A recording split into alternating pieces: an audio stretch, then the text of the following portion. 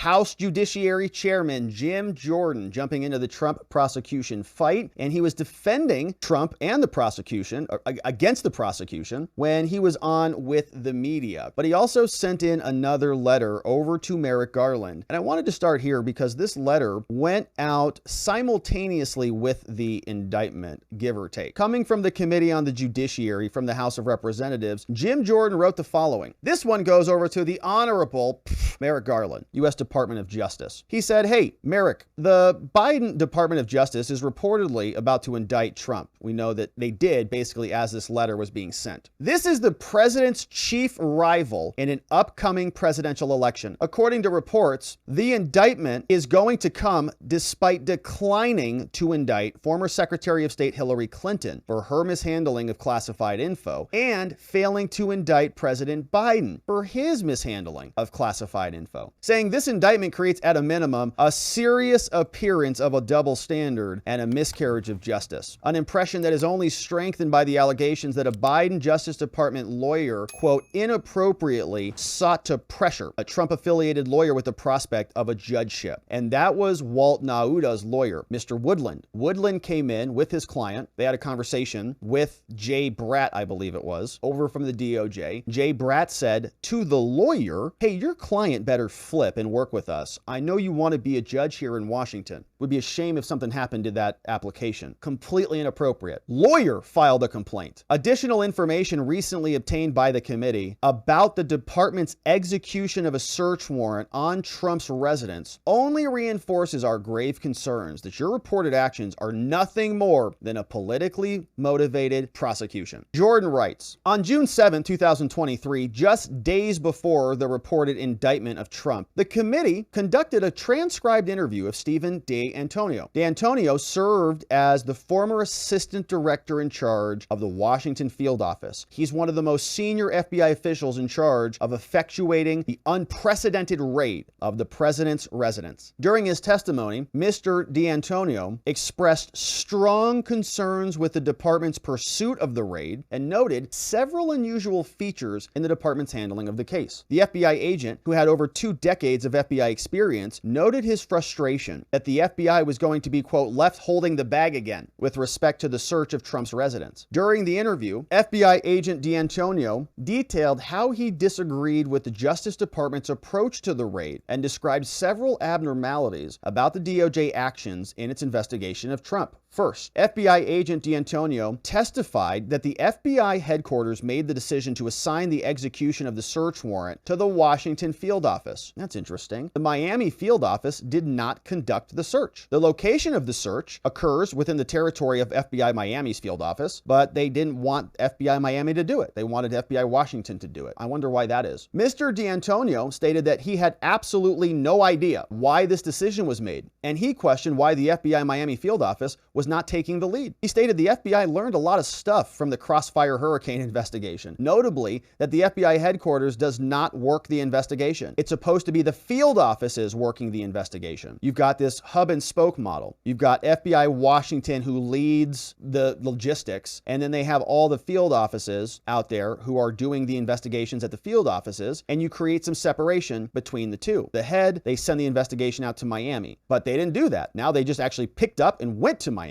and do the actual execution of the warrant themselves. He said, my concern is that the DOJ was not following the same principles. In fact, as recently as May 2023, in response to the report of Durham, FBI asserted that its investigations should be run out of the field and not from DC, unless it's a partisan political prosecution. Then you want it to come from your political home base, which at the current status is DC. FBI agent also curious as to why the department did not assign a U.S. attorney's office to the matter. Well, then they have lawyers and prosecutors looking over it. According to Mr. D'Antonio, it was unusual to not have a U.S. attorney assigned to the investigative matter, especially something this big. He explained that he, quote, didn't understand why there wasn't a U.S. attorney assigned. And he raised this concern with a lot of department officials. He said, you know, this is a little bit out of the ordinary. Mr. D'Antonio, the FBI agent, he indicated that he never got a good answer on that. And he was told that the National Security Division would be handling this matter with Jay Bratt, who leads the DOJ's counterintelligence division. He's going to be the lead prosecutor on the the case. Mr. Bratt is the same department lawyer who allegedly improperly pressured the lawyer previously. Mr. D'Antonio again noted his concern regarding lessons learned from Crossfire Hurricane. He said the Justice Department was not following the principle that headquarters does not work the investigation. So remember when FBI Director Wray came out and he said, we don't need to do anything. Our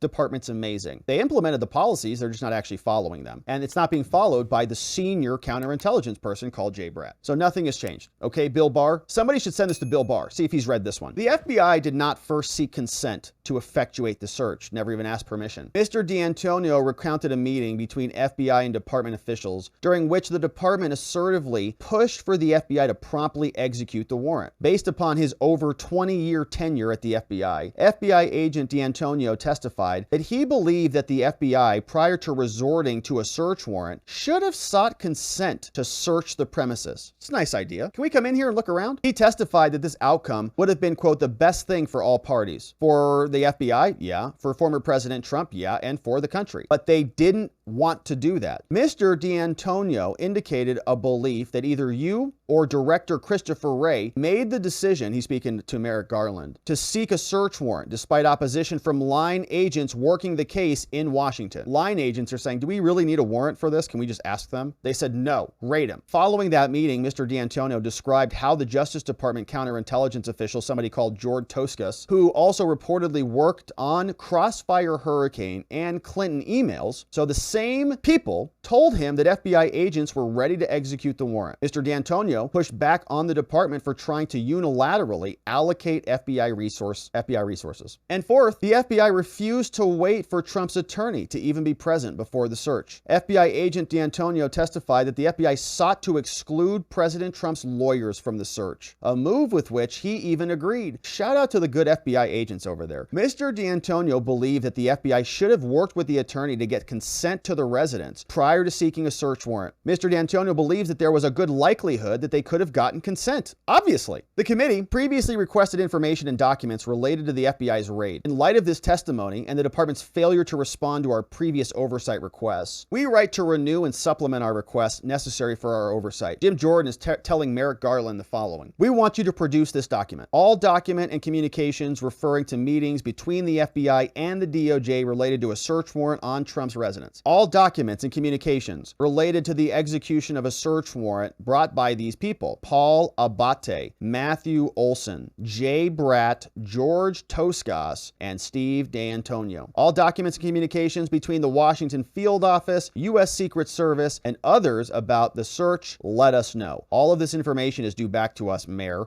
by June 16th. If you have any questions, let us know. We have the authority to investigate this pursuant to Rule 10. If you have any questions, call us. Sincerely, your friend, Jim Jordan. So Jordan is also defending this. He was out hitting the airwaves. Here's what he said when he was talking with CNN. Chairman of the House Judiciary Committee, Jim Jordan, thank you for joining me this morning, sir. The indictment does say, as I mentioned, the documents included U.S. defense, nuclear capabilities, potential U.S. vulnerabilities to a military attack. They were kept in unsecure areas like a bathroom, a ballroom, a bedroom. And the indictment says that Donald Trump lied to lawyers, his own lawyers, which resulted in false statements to the FBI so that he could keep those documents. Is any of that acceptable to you? Dana, the standard is clear. The standard is Navy versus Egan, a 1988 case, unanimous decision from the court that Justice Blackmun wrote the opinion, and it said the president's ability to classify and control access to national security information flows from the Constitution.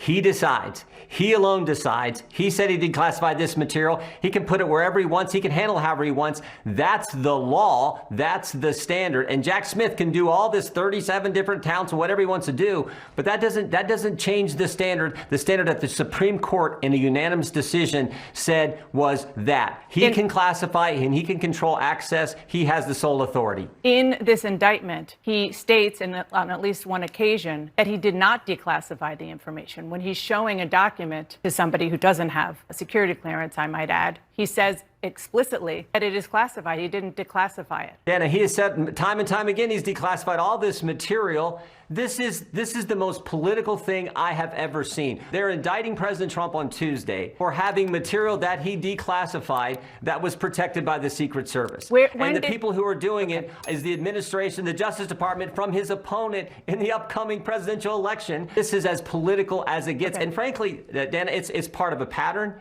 We've seen it time and time again with the president over the last 7 years. They try one thing, then they try another. They've continued to go after him. And I think anyone with common sense can see that. This is a very detailed indictment. A couple of things that you just said. Number one, the Secret Service, they are charged with protecting the president. They didn't even know, according to the indictment, that those documents were there. So that wasn't their job. Number two, do you have evidence that the president, when he was president, now former president, actually declassified these documents before he took them? I go on the president's word, and he said he did. And the Supreme Court said that's what counts. So we can have all the things Jack Smith wants to say, but everyone sees this for the political operation it is. The standard is the standard. I didn't set the standard. The Constitution and the Supreme Court did, and they did it in a unanimous fashion, and it was opinion written by Justice Blackmun. So that's the standard. That's the fact. Jack Smith can write whatever he wants, but this is so political. In 2016, I mean, every election we've now seen this, Dana. 2016, it was a dossier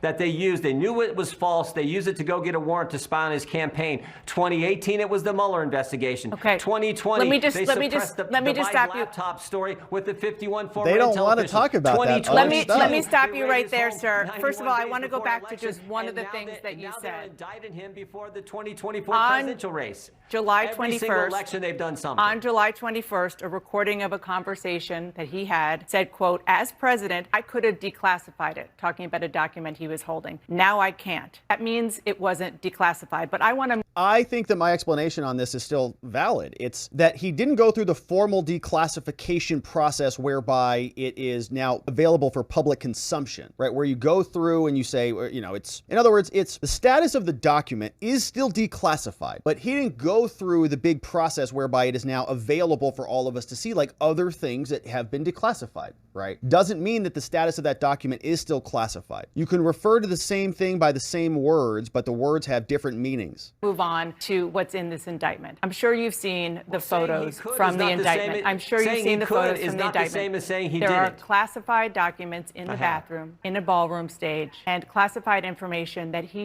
we're talking about, information that the United States shares with its allies, critical information, strewn on the floor. Does that look secure to you? Again, Dana, the standard is the standard. The President of the United States, he can classify and he can control access to national security information however he wants. That's the standard. That's the Constitution. That's what the court said in Navy versus Egan, a 1988 case. I don't know how many more times I can say it. You don't have to say it anymore. They'll never get it. So you can say it 1,000 times and it's still not going to permeate the thick skull. But what he's talking about is the idea that our Constitution has one position that has this root power that is very, very strong. And that power extends to certain things that other people do not have. And the power of declassification emanates from a constitutional mandate that the president has to deal with national security. And that umbrella is very, very big. So for people like Bill Barr to come out and say, well, he can't do that, the executive branch and the DOJ and all these things. You go, wait a minute, Bill. Who runs the DOJ? Okay, so all your policies and all that others. Now, you might disagree with it. You might say it's not prudent. You may say it's not a good idea for classified documents to be on the floor somewhere. I would agree with that. It's not